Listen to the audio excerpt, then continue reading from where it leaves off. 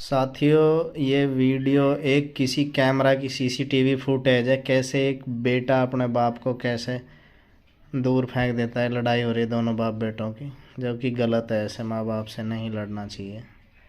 आजकल टाइम बहुत ख़राब है। अल्लाह रहम करे, ऐसी औलादों को अल्लाह हिदायत दे।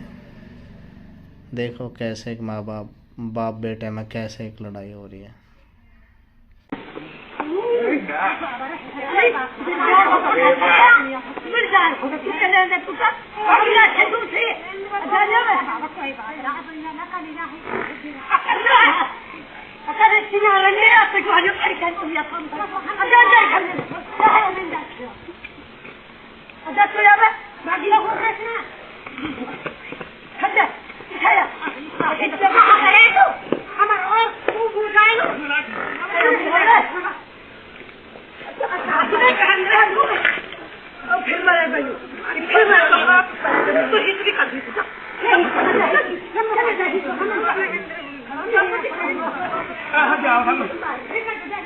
ये तो काम बहुत है